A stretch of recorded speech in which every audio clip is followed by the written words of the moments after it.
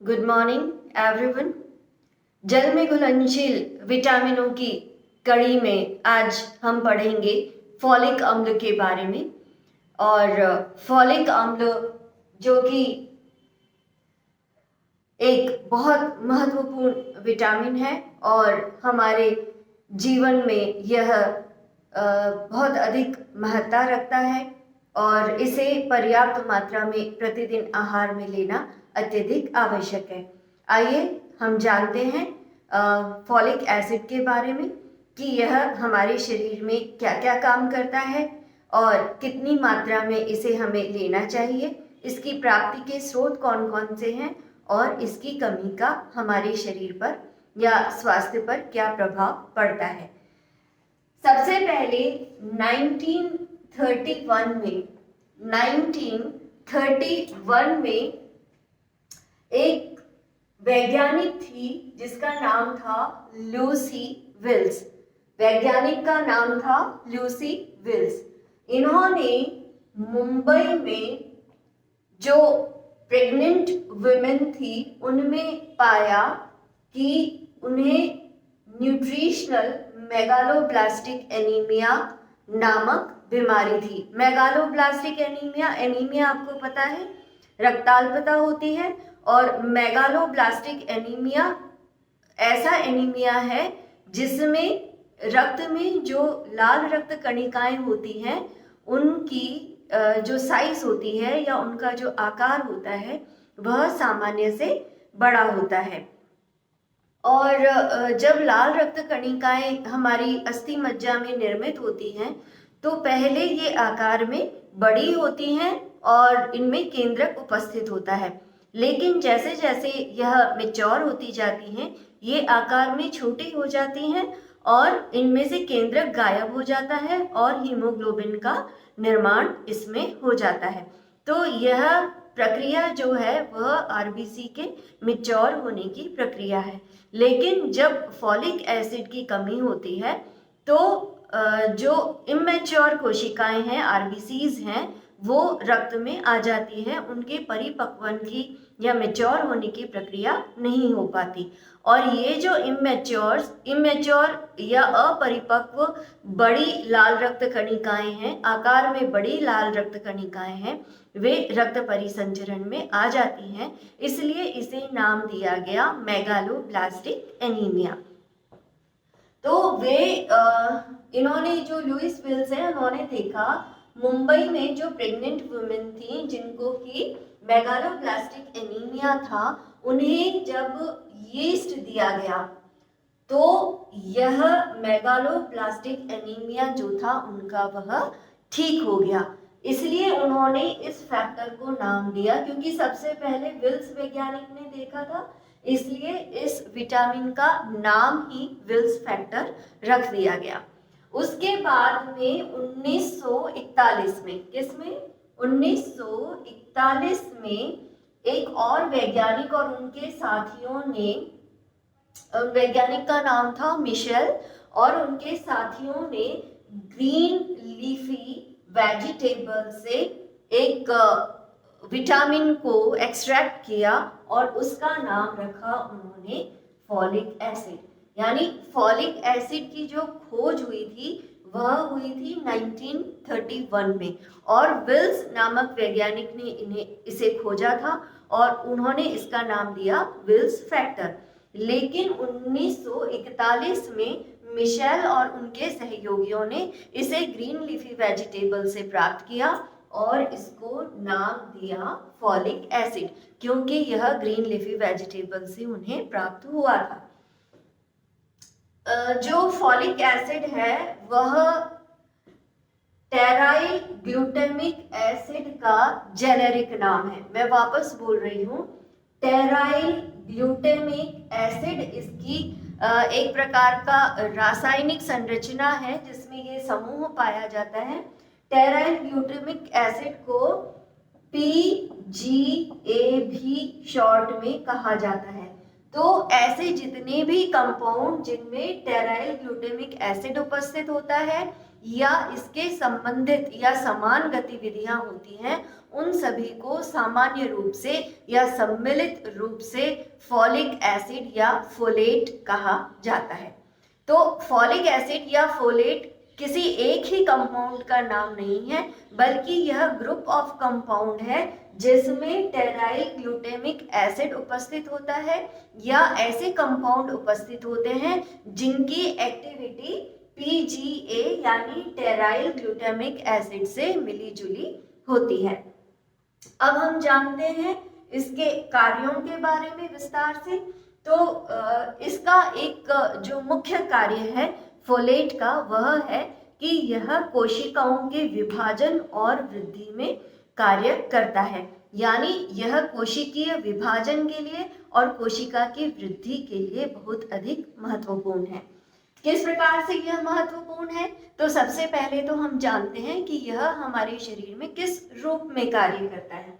जैसे कि मैंने आपको पहले भी जब विटामिन्स पढ़ाए हैं तो मैंने आपको बताया था कि उनका सक्रिय रूप हमारे शरीर में सह एंजाइम स्वरूप है, यानी ये विटामिन सह एंजाइम के रूप में हमारे शरीर में सक्रिय होते हैं या कार्य करते हैं।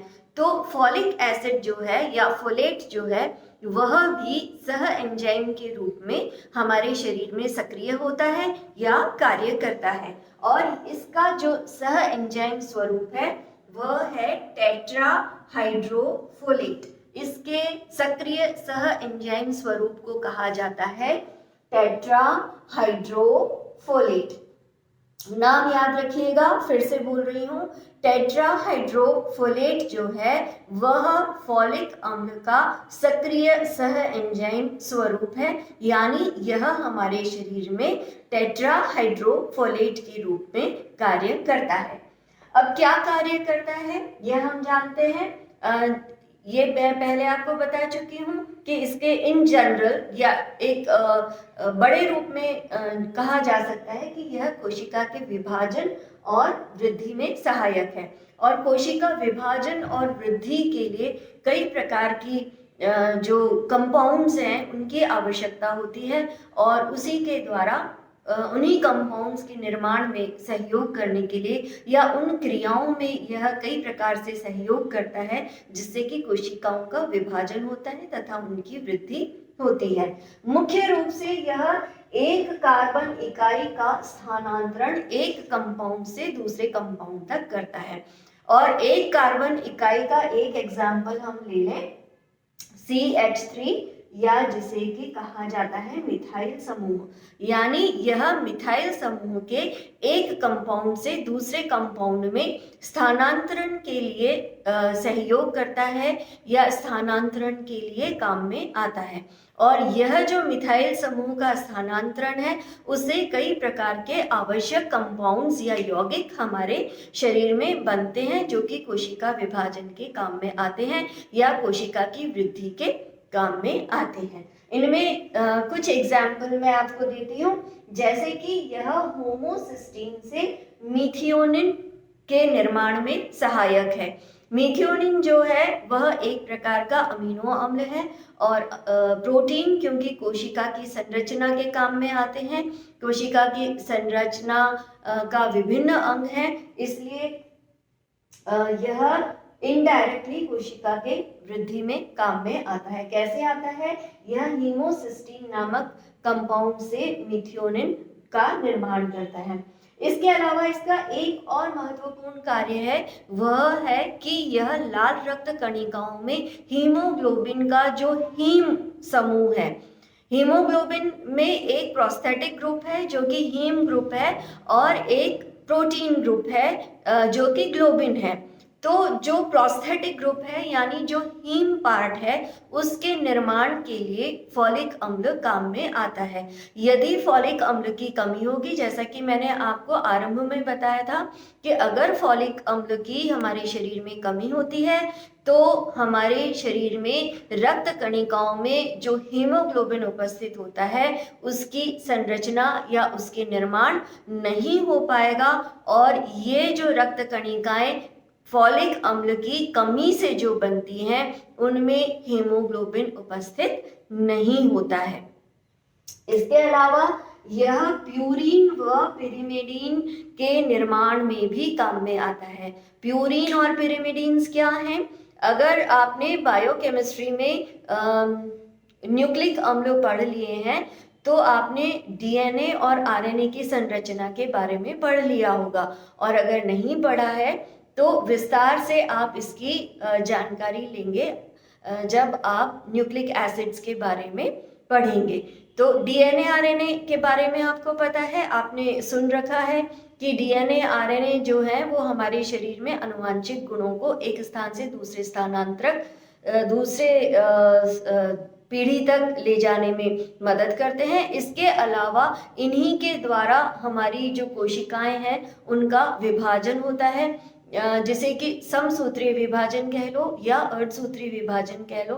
और हमारे शरीर की जो टूट फूट की मरम्मत होती है या वृद्धि होती है वह कोशिकाओं के समसूत्रीय विभाजन के द्वारा होती है।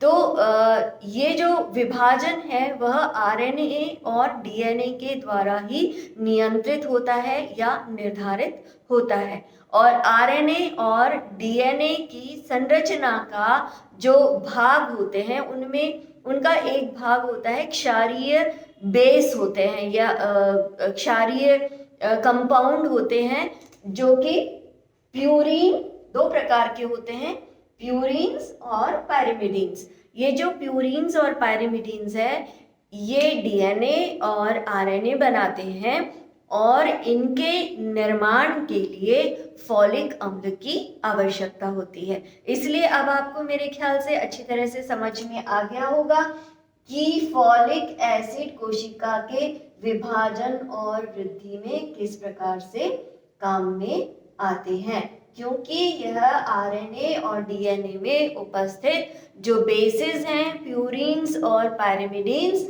उनके निर्माण में सहयोगी है, और यह डीएनए आरएनए बनाते हैं और डीएनए आरएनए कोशिका विभाजन को निर्धारित करता है, और इस प्रकार से फॉलिक अम्ल कोशिकीय विभाजन और वृद्धि के काम में आता है। मेरे ख्याल से आप यह पॉइंट अच्छी तरह से समझ गए होंगे। तो इस प्रकार से हमने जाना कि फॉलिक अम्ल हमारे शरीर में क्या क्या कार्य करता है। आइए अब हम जानते हैं कि ऐसे कौन से भोज्य पदार्थ हैं जिनके द्वारा हमें फॉलिक अम्ल की प्राप्ति हो सकती है। तो जैसा कि मैंने आपको परिचय में बताया था कि इसे सर्वप्रथम कहाँ से एक्सट्रैक्ट किया गया था, इसे ग्रीन लीफी वेजिटेबल्स या हरी पत्तेदार सब्जियों से सर्वप्रथम एक्सट्रैक्ट किया गया था या प्राप्त किया गया था। इसलिए निसंदेह ये ग्रीन लीफी वेजिटेबल्स या हरी पत्तेदार सब्जियों में बहुत अच्छी मात्रा में उपस्थित होता है। इसके अलावा यह जानवरों के यकृत में भी बहुत अच्छी मात्रा में पाया जाता है। दालें और अंडा इसके अन्य अच्छे स्रोतों के अंतर्गत आते हैं। इसलिए प्रतिदिन आपको फॉलिक अम्ल पर्याप्त मात्रा में लेना बहुत अधिक आवश्यक है, क्योंकि यह हमारे शरीर में बहुत अधिक महत्वपूर्ण रोल निभाता है या भूमिका निभाता है। अब हम जानते हैं कि प्रतिदिन हमें कितनी मात्रा में फॉलिक एसिड की आवश्यकता होती है। तो यहाँ मैंने हमारी जो आईसीएमआर के द्वारा आहारीय प्रस्तावित मात्रा बताई गई है फॉलिक अम्ल के लिए वह मैंने लिख दी है। मैं आपको अभी इसके बारे में बता देती हूँ। पुरुषों को प्रतिदिन जो फॉलिक एसिड चाहिए वो 250 माइक्रोग्राम प्रतिदिन चाहिए। कितना चाहिए पुरुषों को? 250 माइक्रोग्राम प्रतिदिन। याद रहेगा आपको, ये वैल्यूज आपको हमेशा याद रखनी है क्योंकि यह एग्जाम में जरूर पूछी जाती हैं। इसलिए आप आरडीए जो है वह याद करना शुरू कर दीजिए, और मैं आज ही आपके जो ग्रुप है उसमें आरडीए टेबल शेयर कर दूंगी आपके साथ में। तो ध्यान रहे, पुरुषों को फॉलिक अम्ल की मात्रा चाहिए 250 माइक्रोग्राम प्रतिदिन, और स्त्रियों को या महिलाओं को चाहिए 180 माइक्रोग्राम प्रतिदिन। लेकिन यह बात ध्यान रखने की जरूरी है, क्योंकि फॉलिक अम्ल कोशिकीय विभाजन और कोशिकीय वृद्धि के लिए बहुत ज्यादा आवश्यक होता है। इसलिए गर्भावस्था में और धात्री महिलाओं में इसकी आवश्यकता सामान्य से बहुत अधिक बढ़ जाती है, क्योंकि गर्भवती महिलाओं में भ्रूण का विकास हो रहा होता है और धात्री महिला के जो मिल्क सिक्रीट होता है उसके ऊपर उसका जो शिशु है वह पूर्ण रूप से निर्भर है। शिशु की जो आवश्यकताएं हैं वह पूर्ण रूप से मदर मिल्क से प्राप्त होती है। पहले 6 महीने तक तो पूरी की पूरी आवश्यकता मदर मिल्क से होती है और उसके बाद में भी कुछ मात्रा में उसकी जो पोषक तत्वों की आवश्यकता है वह मदर मिल्क से होती है। इसलिए धात्री महिला को और गर्भवती महिला को फॉलिक एसिड अधिक मात्रा में लेने की आवश्यकता होती है और यह अधिक मात्रा है 480 माइक्रोग्राम इन टोटल गर्भावस्था में, यानी 480 माइक्रोग्राम प्रतिदिन गर्भवती महिला को लेना चाहिए और 280 माइक्रोग्राम प्रतिदिन धात्री महिला को लेना चाहिए। और इसके अलावा आप बालकों को देखिए, प्री स्कूल वाले या स्कूल गोइंग और किशोरावस्था में यह पूरी की पूरी जो वैल्यू है वो आपको टेबल में नजर आ जाएगी, आपको वो पूरी ही याद करनी है। यहाँ जो मुख्य मुख्य कैटेगरी थी उनको मैंने आपके सामने बता दिया है। उसके बाद में अब इसकी कमी के क्या प्रभाव है। हमने यह तो जान लिया कि फॉलिक एसिड हमारे शरीर में क्या क्या कार्य करता है, लेकिन अगर इसकी कमी हो जाती है तो हमारे शरीर पर क्या हानिकारक प्रभाव पड़ते हैं, यह हम अभी चर्चा करने जा रहे हैं। तो इसकी कमी से एक्चुअली जो कोशिका विभाजन है वह सामान्य रूप से नहीं होता है। जो हमारे शरीर में कोशिकाएं टूट फूट जाती हैं, मृत हो जाती हैं, उनके स्थान पर नई कोशिकाओं का निर्माण होना होता है। और विशेष रूप से जो तीव्र गति से विभाजित होती हैं या उनका जिनका जीवन स्पान है, लाइफ स्पान जो है वह कम छोटा होता है, उन कोशिकाओं के लिए फॉलिक एसिड बहुत अधिक आवश्यक है। और हमारे शरीर में ये कोशिकाएं हैं, एक तो लाल रक्त कोशिकाएं जिनकी उम्र होती है 120 दिन, और हमारी आहार नाल की जो आंतरिक परत है उसकी कोशिकाएं, क्योंकि हम भोजन ग्रहण करते रहते हैं तो आहार नाल की जो सबसे अंदर की जो लेयर है वह खत्म होती रहती है, उसकी कोशिकाएं नष्ट होती रहती हैं, इसलिए तुरंत उनको दोबारा बनने की आवश्यकता होती है, नहीं तो हमारी आहार नाल में छाले हो जाएंगे या हमारी आहार नाल जो है वह अस्वस्थ होगी, क्योंकि उसके अंदर की लेयर जो है वह क्षतिग्रस्त रहेगी। तो फॉलिक अम्ल की कमी के क्या क्या सिम्टम्स नजर आते हैं, इन पर हम एक नजर डालते हैं। फॉलिक एसिड की कमी से व्यक्ति को कमजोरी का एहसास होता है, वह हमेशा थका थका सा महसूस करता है या उसको हमेशा थकान का एहसास रहता है। इसके अलावा जरा सा काम करने पर व्यक्ति की सांस फूलने लगती है, जीभ पर छाले हो जाते हैं या खुरदरी जीभ हो जाती है या उसमें दर्द होने लगता है। इसके अलावा चिड़चिड़ापन उस व्यक्ति में बहुत ज़्यादा रहने लगता है, स्मरण शक्ति कम होने लगती है, घबराहट रहती है व्यक्ति को, सिर दर्द रहता है, और सबसे बड़ी बात कि फॉलिक एसिड की यदि किसी व्यक्ति में लगातार कमी रहती है या डेफिशिएंसी रहती है तो उस व्यक्ति को कैंसर होने का खतरा भी अधिक रहता है। ये तो थे सामान्य लोगों में फॉलिक एसिड की कमी से होने वाले कुछ प्रभाव, लेकिन फॉलिक एसिड की कमी का सबसे अधिक प्रभाव पड़ता है गर्भावस्था में।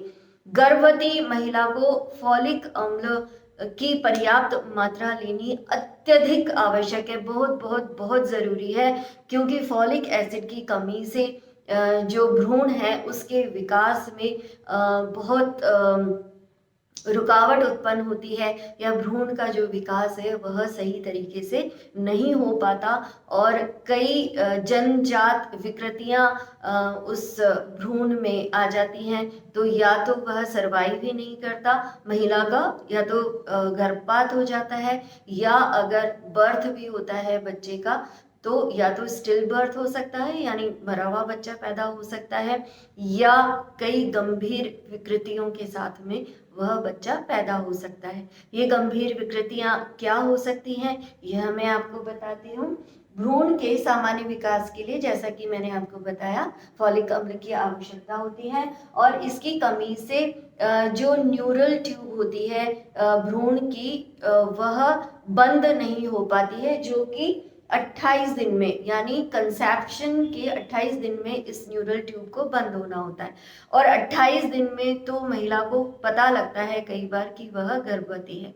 ऐसे में अगर वह पूर्व में फॉलिक एसिड की उसमें कमी है तो बच्चे में रीढ़ की हड्डी से संबंधित गंभीर विकृतियां उत्पन्न हो सकती हैं और इससे ज़्यादा गंभीर अवस्था है कि कई बच्चों में मस्तिष्क विकसित ही नहीं होता यानी मस्तिष्क का अभाव होता है उनके शरीर में। और कई बार यह देखा गया है कि जिन महिलाओं को अबॉर्शंस बार बार होते हैं या फ्रीक्वेंटली होते हैं तो उन अबॉर्शंस का या गर्भपात होने का कारण है फॉलिक अम्ल की कमी। इसलिए गर्भवती महिलाओं को जिनको एक दो बार अबॉर्शन हो चुका है तो हमेशा ये कहा जाता है कि डॉक्टर की सलाह लेके ही वे अगले टाइम अपनी प्रेगनेंसी प्लान करें। और जब वे डॉक्टर के पास जाते हैं तो डॉक्टर उनको कंसीव करने के 3-4 महीने पहले से ही उनको फॉलिक एसिड सप्लीमेंट देना शुरू कर देते हैं ताकि उनके होने वाले बच्चे में किसी भी प्रकार की विकृति ना हो और उनका गर्भपात भी ना हो। तो मेरे ख्याल से आपको अच्छी तरह से समझ में आ गया होगा कि फॉलिक एसिड हमारे शरीर के लिए कितना अधिक आवश्यक है। और ना सिर्फ फॉलिक एसिड बल्कि फॉलिक एसिड हमेशा विटामिन B12 के साथ संयुक्त रूप से काम करता है, क्योंकि विटामिन B12 आपके कोर्स में नहीं है इसलिए यहाँ मैं उसके बारे में विस्तार से नहीं बताऊंगी। लेकिन विटामिन B12 और फॉलिक एसिड ये हमेशा मिलजुल कर काम करते हैं, इसलिए सामान्यतया इनकी कमी के प्रभाव जो होते हैं वे भी मिले जुले होते हैं और एक व्यक्ति को स्वस्थ रहने के लिए इन दोनों ही विटामिन्स की बहुत अधिक आवश्यकता होती है। मेरे ख्याल से आपको अच्छी तरह से समझ में आ गया होगा फॉलिक एसिड के बारे में और इस वीडियो को पूरा सुनने के लिए आपका बहुत बहुत धन्यवाद। नमस्ते।